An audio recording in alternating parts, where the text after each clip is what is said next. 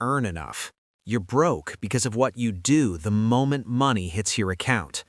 Because most people reading this right now are smart. They work hard. They show up every single day. And yet, in somewhere deep down, there's this voice that whispers, "What is wrong with me?" Nobody sat us down in school and said, "Hey, here's why some people build wealth and others stay stuck in the same cycle for decades." Instead, we watched our parents stress about bills, we absorbed their anxiety, we copied their patterns, and now, without even realizing it, we're living out the same financial story, just with a different zip code and a newer phone. That's the trap. It doesn't feel like a trap. It feels normal. It feels life. Specific money habits, habits that feel completely harmless, even responsible, that are quietly destroying your financial future. Not in some dramatic, obvious way, in the slow, invisible way that doesn't hurt until it's almost too late. And the first one is going to make you uncomfortable. There's a concept in psychology called lifestyle creep, and it is silently eating your wealth alive. Here's how it works. You get a raise, maybe a new job, maybe a side hustle finally kicks in. Spend more. The apartment gets bigger, the car gets newer, the dinners get fancier. And somehow, despite earning more than you ever have, you feel just as broke as before. Studies show that nearly 70% of Americans live paycheck to paycheck, and a shocking portion of them earn six figures. Six figures, because it proves beyond any doubt that income alone does not build wealth. Behavior does. Think about someone you know, maybe it's you, who got a promotion and immediately upgraded their lifestyle. New clothes, new subscriptions, a little more eating out. None of it feels excessive in the moment. Each choice feels earned, even logical. I work hard. I deserve this. And you do deserve good things. That's not the problem. The problem is that your spending expanded to match your income before your savings had a chance to grow.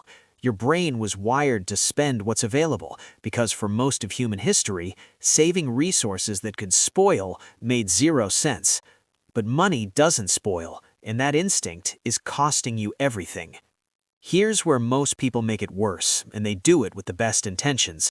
They see the problem, they feel the pain, they decide to fix it, so they download a budgeting app. And then, 2 weeks later, they're back to exactly where they started, frustrated, defeated, and convinced that discipline is just something other people have. Because the most common financial mistake isn't overspending on big things, it's the slow bleed, the small, invisible expenses that hit your account quietly, consistently, every single month. The subscriptions you forgot you had, the food delivery fees you stopped noticing, the treat-yourself purchases that became a daily ritual disguised as self-care. None of using money to manage feelings, buying things not because you need them, but because you're bored, anxious, lonely, or just exhausted from a hard week. Retail therapy is real, and it's one of the most expensive therapies on the market. If you already feel that shift happening inside you, that uncomfortable recognition, subscribe, because what comes next is where everything changes. The solutions aren't what most finance channels will tell you. They're simpler, deeper, and actually work in the real world. The next habit is the one nobody talks about. Self first. Not after rent, not after groceries, not after everything else is covered. First, before a single dollar goes anywhere else, a percentage goes directly into savings or investment. Automate it, make it invisible. Let your lifestyle build around what's left, not the other way around. It sounds simple because it is. Simple is what works. Next, stop treating your budget like a punishment. A budget isn't a cage, it's a map. It tells your money where to go instead of wondering where it went. Even allocating $50 a month intentionally is more powerful than earning thousands unconsciously.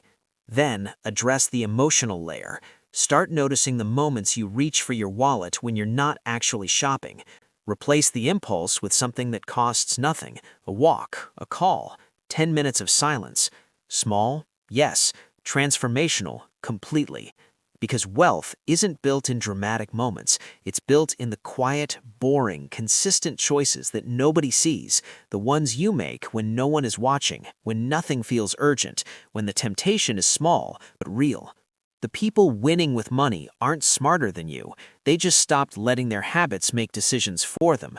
You now know what those habits are. The only question left is what you're